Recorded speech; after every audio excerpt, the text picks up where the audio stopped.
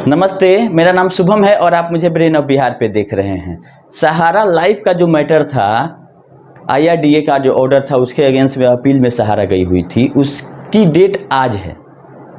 जो securities appellate tribunal में case लगा था, पहला अपडेट यही है कि आज हियरिंग है सहारा लाइफ का सिक्योरिटीज अपीलेट ट्रिब्यूनल में। अब देखने वाली बात है कि क्या वहाँ से आदेश आता है। दूसरा, आप लोग अपडेट के लिए बोल रहे थे तो क्यूसब का 30 को डेट लगा हुआ था, जो कि ऑलरेडी हम बता दिए हैं कि 30 जुलाई को क्यूसब से रिलेटेड डेट है।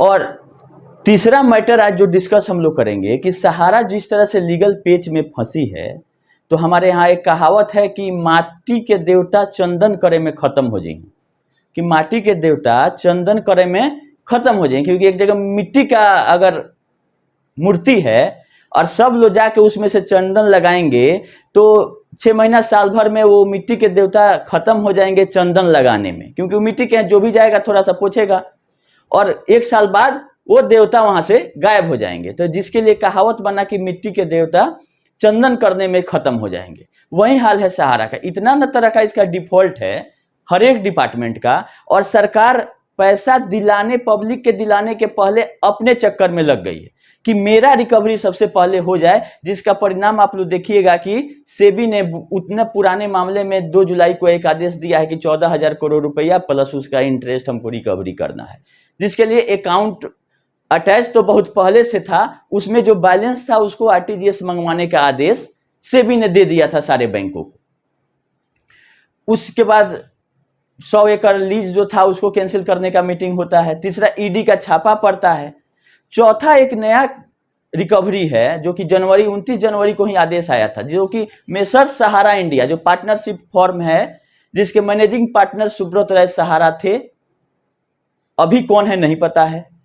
उसके अगेंस्ट में एक्साइज एंड सर्विस टैक्स का केस चल रहा था। 2009 का ही ऑर्डर था, 80 करोड़ 99 लाख का जो लगा था इस पे फाइन क्या लगा था, सर्विस टैक्स उसका नहीं जमा की थी और हुआ था कि ये सर्विस टैक्स इनको देना है। तो इस मैटर को आप लोग समझ लीजिए कि कैसे सहारा इंडिया चलती थी, और उन लोगों को आंख खोलने की जरूरत है जिनके आंख के आगे पर्दा लगा हुआ है, खास करके ज्ञानदानी लोग, जिनको लाख समझाने के बाद भी अभी भी उसी चाटुकारिता कर रहे थे कि ओपी श्रीवास्तव ने जो लेटर जारी किया वो बहुत अच्छा है। तो लेटर को भी हमने पढ़ा है, तो क्योंकि सुब्रत राय सहारा जब तक थे तब तक सहारा मतलब सुब्रत राय सहारा होता था।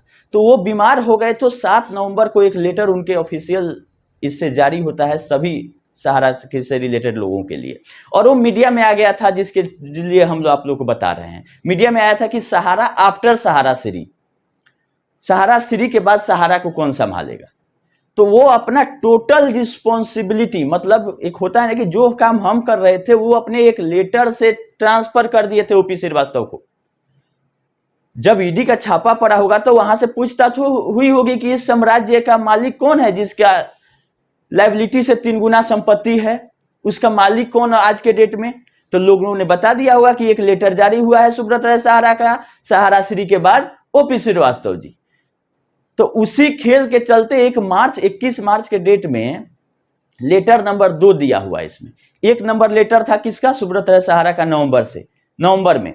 लेटर नंबर 2 ओपी श्रीवास्तव जारी करते हैं 21 मार्च को, और बोलते हैं कि जब जो जारी करने वाला है वो दुनिया में नहीं है तो लेटर का कोई महत्व नहीं है, जो कि सरासर गलत है।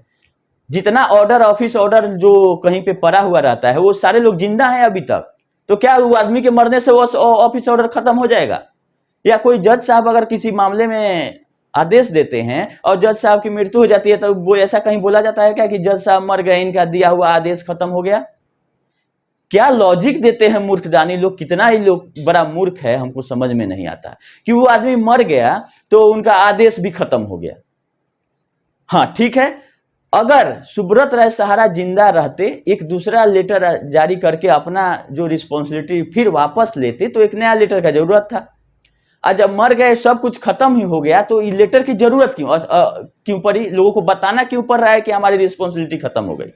दूसरा चीज कि अगर आपको लेटर जारी तब करना था जबकि आप अपना जिम्मेदारी किसी दूसरे को देते कि हाँ सुब्रत राय सहारा ने हमको दिया था 7 तारीख के लेटर से, और 21 मार्च तक हम रिस्पॉन्सिबल थे, 21 मार्च के बाद फलानवे आदमी अब होंगे इस पद पे, तो कोई आदमी का जिक्र नहीं होता है।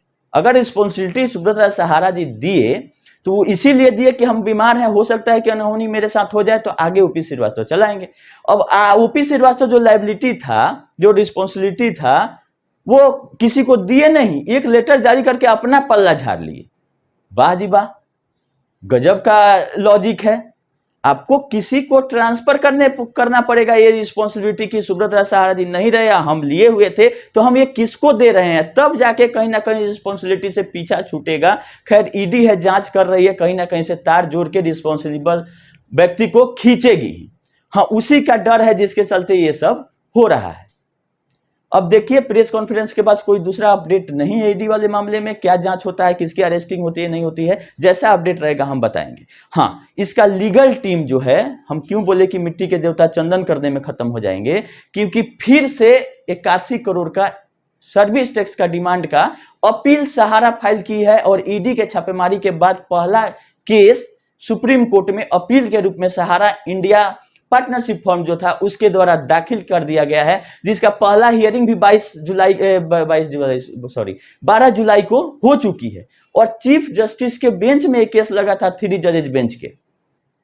सोचिए कि पहले बोलती है कि हमको डेट ही नहीं मिलता है, 6 तारीख को केस फाइल हुआ, 12 तारीख को हियरिंग हो गया, उसमें नोटिस भी जारी हो गया सर्विस टैक्स डिपार्टमेंट को, क्योंकि ये स्टे का मामला है। नहीं तो जिस तरह से रिकवरी शुरू हुआ है, अब इसको डर सता रहा है कि सरकार खींच लेगी कहीं ना कहीं से पैसा। तो 81 करोड़ रुपया सर्विस टैक्स जो कि जमा नहीं किए थे, उसके बदले में 3 सेक्शन में 75, 76, 77, 78 फाइनेंस एक्ट 1994 में चारों सेक्शन फाइन पेनल्टी का है। उसमें 81 करोड़ आप लोग मान लीजिए लमसम, प्लस 81 करोड़ उसका पेनाल्टी, फिर 81 करोड़ दूसरे सेक्शन में पेनाल्टी, मतलब 8 तरीका 24, लमसम 200 करोड़ से ऊपर की इसकी रिकवरी हो सकती है, जिसके लिए स्टे के लिए सुप्रीम कोर्ट का दरवाजा फिर से खटखटाए हैं। तो ये मामला क्या था? मामला यही था कि जो भी एजेंट आप लोग काम कर रहे थे सहारा में, वो सहारा इंडिया पार्टनरशिप फॉर्म के थ्रू, ये ऑर्डर पढ़िएगा तो पता चलेगा कि जो भी सहारा के ने काम किया है अभी तक, जो एजेंट और उसका ब्रांचेज है, इसको शो किया गया है कि ये सहारा इंडिया पार्टनरशिप फॉर्म का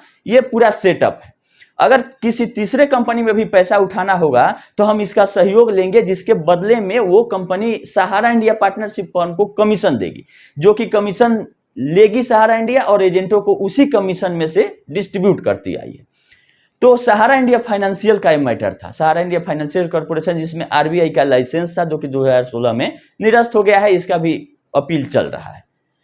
इसमें ये पैसा 2003 से 2006 के बीच में उठाई थी, और एक एमओयू हुआ था, memorandum of understanding, Sahara India partnership के और सहारा इंडिया फाइनेंशियल कॉर्पोरेशन के बीच में, कि हम आपका रेकरिंग डिपॉजिट जो होगा मंथली होगा उस पर 5 से 6%, और जो एफडी होगा उस पर 0.25%, जो 1 अप्रैल को ओपनिंग बैलेंस रहेगा ऑडिटेड बैलेंस शीट का, उस पर हम आपको ले लेंगे हर एक साल, और उसी से मेरे ब्रांच का काम चलेगा। और ये हम इसलिए लेंगे कि हमारे एजेंट आपके बिहाफ में, जो सहारा इंडिया फाइनेंशियल कॉर्पोरेशन है उसके बिहाफ में एफडी कराएगी, लोगों से मैच्योरिटी दिलवाएगी, मतलब बीच में एक मीडिएटर का काम करेगी। जो कि हम आप लोग को बताते आए हैं कि लायबिलिटी कहीं और रहता था, और सहारा इंडिया जो पार्टनरशिप फॉर्म थी, ये हर एक कंपनी से अपना अपना कमीशन लेके पैसा साइड कर लेती थी, उसी से अपना व्यवसाय करती थी, क्योंकि जो कंपनी जहां पैसा उठ रहा है लायबिलिटी उसका रहेगा, लिक्विडेशन उसका होगा। जो पैसा शिफ्ट हो गया इधर पार्टनरशिप फॉर्म में, इसमें कोई लायबिलिटी नहीं, जहां के सुब्रत राय सहारा मालिक थे,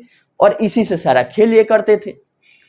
तो इस बार सहारा इंडिया पार्टनरशिप फर्म को 81 करोड़ का सर्विस टैक्स बकाया का फाइन पेनल्टी लगा था, जिसका ट्रिब्यूनल में भी यही कायम रख दिया गया कि हाँ, इस पे सर्विस टैक्स बनता है।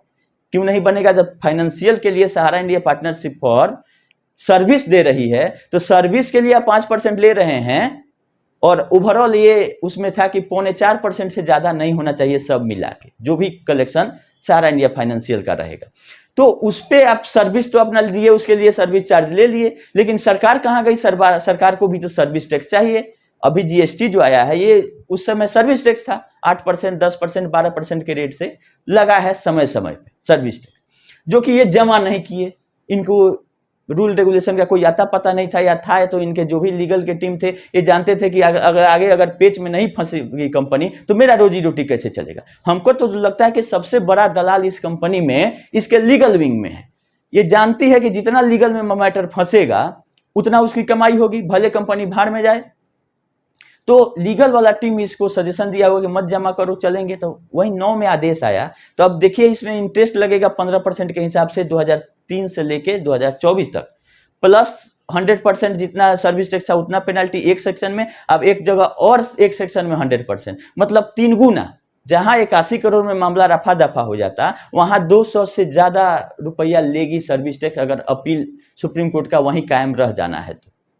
क्योंकि जो सिंपल चीज है जिसमें हम लोग जानते हैं कि हाँ इस मामले में क्या होगा, अगर जब प्रूफ हो गया है निचली अदालतों में कि हाँ इनको सर्विस टैक्स देना था, इन्होंने गलत किया, वायलेशन किया रूल का, एक्ट का, तो उसी समय आदमी जमा कर देता है कि कौन इसके पर। लेकिन ये क्या करते हैं कि जब तक सुप्रीम कोर्ट नहीं कहेगा कि जमा करो, तब तक इसके लीगल टीम को सांस नहीं आएगा कि हाँ जमा करना चाहिए।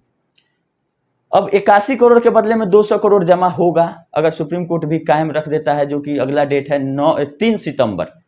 इसमें ऐसा तो नहीं है कि बोलेगा कि नहीं सर्विस टैक्स डिपार्टमेंट गलत है, अभी तो देखने वाली बात है क्या होती है। लेकिन जिस तरह से रिकवरी सरकार शुरू कर दी है, अब हमको नहीं लगता है कि पब्लिक का पैसा इतना आसानी से मिल सकता है, क्योंकि बहुत कोशिश किया गया पोर्टल लाके, ये लाके पोर्टल भी टोटली फेल है, क्योंकि ये सहयोग नहीं कर रही है।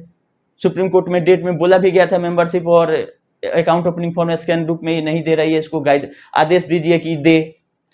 तो सहयोग जब नहीं की, तब इस पे चौतरफा वार कर दी है सरकार कि अब इसको खींच के लाना है, जिसके डर से लोग लेटर जारी करके अपना अपना लायबिलिटी हटा रहे हैं। लेकिन जब संपत्ति 3 गुना आपके पास थी तो लायबिलिटी छोड़ के भागने की जरूरत क्या है? जितने मूर्खदानी हैं, जब 3 गुना है ही तो डर किस बात का? तो यही अपडेट था आप लोगों को कि फिर एक सुप्रीम कोर्ट में, वो भी चीफ जस्टिस के बेंच में अपील लग गया है, जिसका हियरिंग भी हो गया है। अगला डेट 3 सितंबर है, जो कि मामला 200 करोड़ से ऊपर जा सकता है अगर सुप्रीम कोर्ट यही फाइन पेनल्टी कायम रखता है। लेकिन बात इतने था कि फाइनेंशियल के लिए सर्विस दी थी सहारा इंडिया, सर्विस टैक्स नहीं दिया था। सर्विस टैक्स ने पकड़ा, जांच किया और बोला कि नहीं सर्विस टैक्स इस पे अप्लीकेबल है कि आप किसी के लिए सर्विस दे रहे हैं तो अपना चार्ज आप ले रहे हैं 5%, तो उसमें सर्विस टैक्स लगा के हमको देना है, सीधा सा बात है। तो जो सिंपल चीज भी रहता है, एक 10th पास भी आदमी से पूछिएगा कि क्या सही है क्या गलत है, वो बता देगा कि हाँ इसमें इनको लगना चाहिए। उसके लिए भी ये पहले डिपार्टमेंट से लड़ेगी, उसके ट्रिब्यूनल में जाएगी, तब हाई कोर्ट, तब सुप्रीम कोर्ट। जब सुप्रीम कोर्ट जब तक नहीं कहेगा तब तक ये नहीं मानेगी, क्योंकि ये बहुत ब्रिलियंट लोगों को अपने टीम में रखी हुई है और जितने भी दलाल इसके हैं सब इसमें कमाई कर रहे हैं।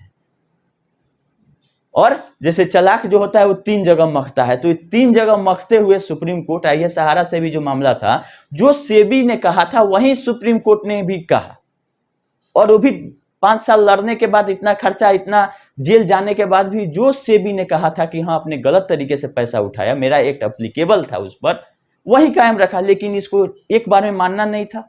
करना क्या था कि जब सेबी ने पकड़ा उसी समय मान लेते कि हाँ हमसे गलती हुई, हम पैसा वापस कर रहे हैं, फिर नए तरीके से सिस्टम से पैसा उठा लेंगे, कोई दिक्कत नहीं होता, कंपनी भी चलते रहती। लेकिन ये चीज को चैलेंज करने का आदत है। इसको लगता था कि हमारे बिना सरकार चल नहीं सकती है, देश नहीं चल सकता है, क्योंकि 12 लाख लोगों को हम रोजगार दे रहे हैं, तो अपने हिसाब से जिसको जहां चाहेंगे उसको वैसे घुमाएंगे। तो अब जाके सबको पता चल गया है कि लोग बोलता है कि सरकार का दोष है, सुप्रीम कोर्ट का दोष है, तो सरकार भी चल रही है, सुप्रीम कोर्ट भी चल रहा है। बंद कौन हुआ? सहारा। तो हम लोगों को अगर कहीं कुछ लगता है कि हाँ हमें गलती है, नहीं है, तो हम जिससे नहीं लड़ सकते, हम सिस्टम से नहीं लड़ सकते हैं, तो हम अपना सावधानी रखते हैं कि कोई भी काम ऐसा नहीं करे जो कि जिसमें कि हम फंसे। अब सरकार को दोष देकर, सुप्रीम कोर्ट को दोष देकर फायदा क्या है? वो तो अपने जगह पे कायम है। डूबना किसको पड़ा? सहारा को। और डूबा कौन? पब्लिक। इसके चलते, सहारा के चलते पैसा पब्लिक का डूबा, और केवल इसके जिद के चलते कि हाँ हम बोल रहे हैं वहीं सही है। अब कोई नहीं आ रहा है, सब लोग अपना लेटर जारी करके पल्ला झाड़ रहा है कि हमारे कोई रिस्पॉन्सिबिलिटी नहीं है तो लेटर जारी करने की क्या जरूरत है? आप चुपचाप रहते तो कहीं ना कहीं ईडी इसमें बीच में खोज रही है कि कौन इसमें रिस्पॉन्सिबल व्यक्ति है, जिसके चलते लोग अपना अपना पल्ला झाड़ रहे हैं। लेकिन कहीं ना कहीं से तार जुड़ेगा तो पकड़े भी जाएंगे। खैर जैसा अपडेट रहेगा करेंगे, अभी के लिए इतना ही। धन्यवाद।